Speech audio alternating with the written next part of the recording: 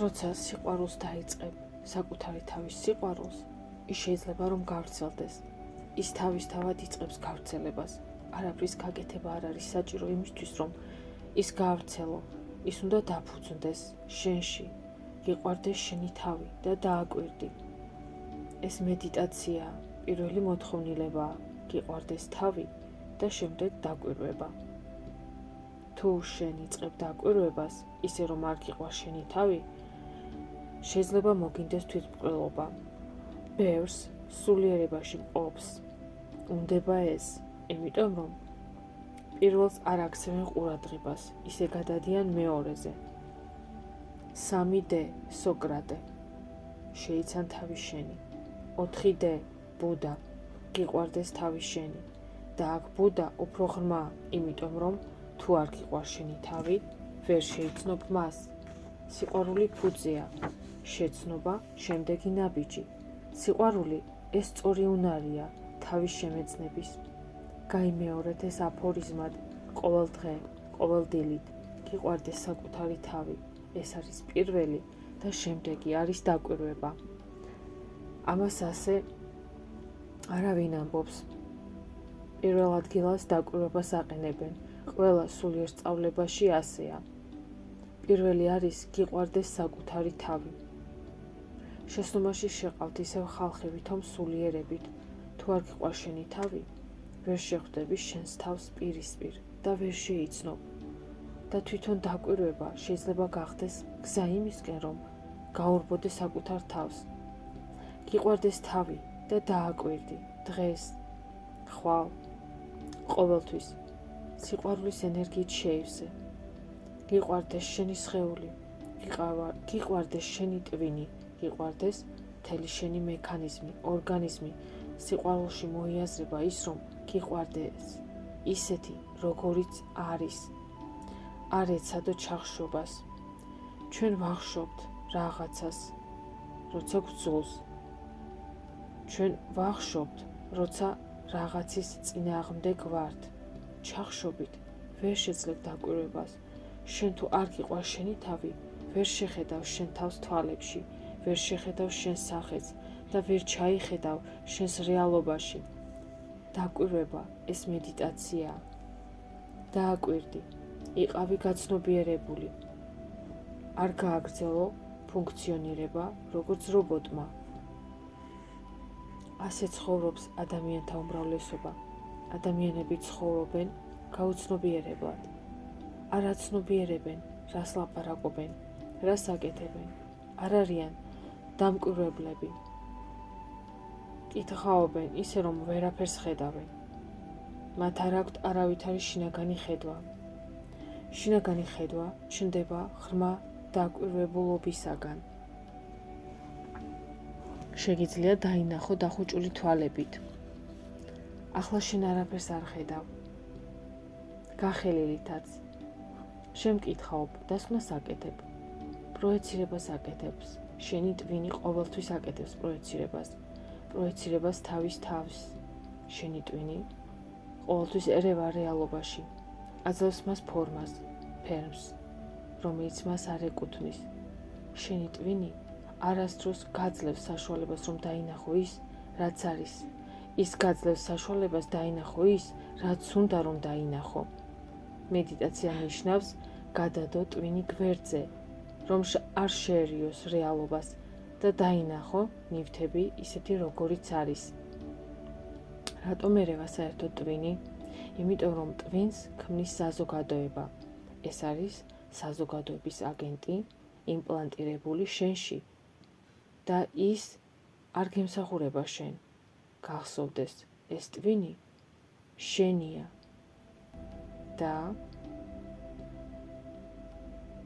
შენ არ გემსახურება. ეს შეთქმულებაა შენს წინააღმდეგ. ის განპირობებულია შენს წინააღმდეგ. ტვინი არ გემსახურება შენ. შენ თუ ინდუსი ხარ, შენი ტვინი ინდუსია. თუ ბუდისტი ხარ, ტვინი ბუდისტია. რეალობა კი ქრისტიანული არ არის, არც ბუდისტურია. რეალობა ეს არის ის, რაც უბრალოდ არის. გვერდზე უნდა გადაადო ყველა ეს ტვინები, ფაშისტური ტვინი, კათოლიკური ტვინი, ქრისტიანული ტვინი, პროტესტანტული ტვინი. დედამიწაზე 3000-მდე რელიგიაა. დიდები, პატარები, ძალიან პატარები, სექტები, სექტებში კიდევ სექტა. ანუ 3000 სახეობის ტვინი. რეალობა ერთია, არსებობა ერთია, ჭეშმარიტება ერთია. მედიტაცია ნიშნავს გადადე ტვინი გვერდზე და დააკვირდი. ოღონდ პირველი ნაბიჯია გიყვარდეს თავი. საკუთარი თავის სიყვარულით თქვენ ანგრევთ იმ ყველაფერს, რის იმპლანტაციაც გააკეთა საზოგადოებამ. თქვენ მოგიწევთ გახდეთ თავისუფალი საზოგადოებისგან, მისი პირობებისგან, ვალდებულებისგან. მეორე ნაბიჯი დააკვირდი. ყველაფერს დააკვირდი, როცა დადიხარ დააკვირდი შენ სიარულს, როცა ჭამ დააკვირდი როგორ ჭამ. შხაპის მიღებისას დააკვირდი წყალს, როგორ ეცემა ის შენზე, როგორი შეხება გაქვს, ტექსტურა, ჟრუანტელი, ჩემი ხმაც კი შეიცვალა. დააკვირდი ყველაფერს, დღეს, ხვალ, ყოველთვის. ბოლო-ბოლო მოდის დრო, როცა შეგიძლია დააკვირდე საკუთარ სიზმარს. სხეულს ძინავს და ამ დროს დამკვირვებელი ხიზლადაა. ეს ყოვლისმომცველი დაკვირვებაა.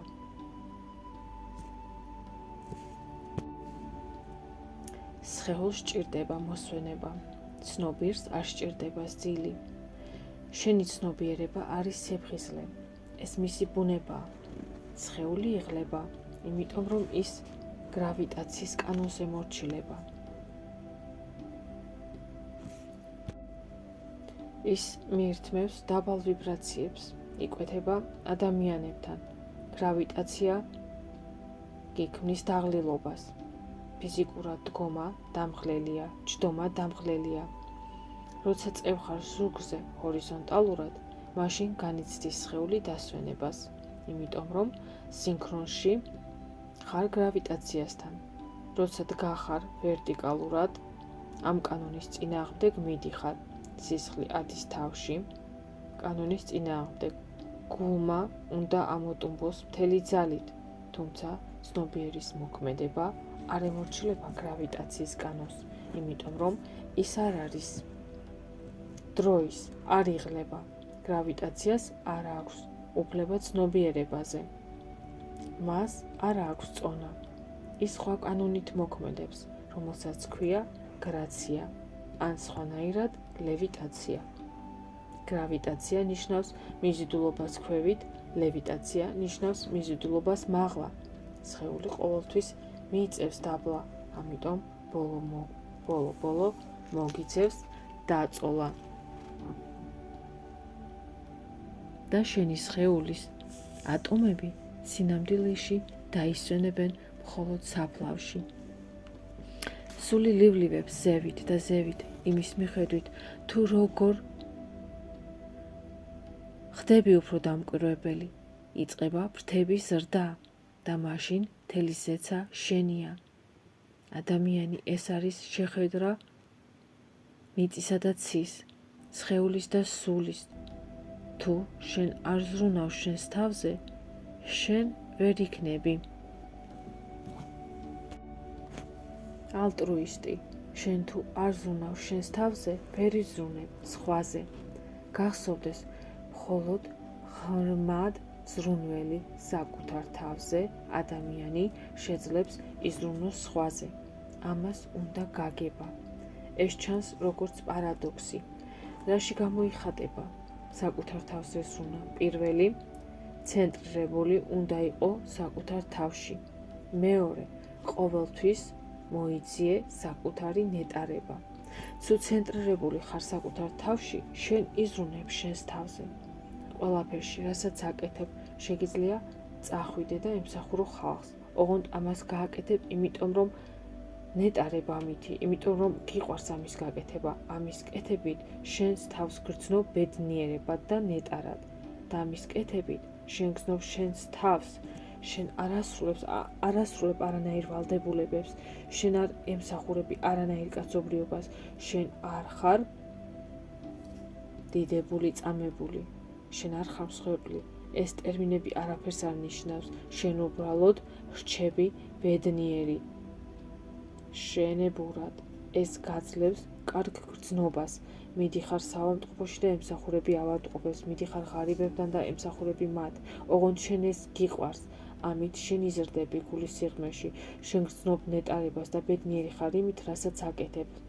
თავის თავში ცენტრირებული ადამიანი ყოველთვის ეძებს თავის ბედნიერებას და სილამაზე იმაშია, რომ რაც უფრო ეძებ ბედნიერებას, მით უფრო ეხმარების ხეებს გახდნენ ბედნიერები.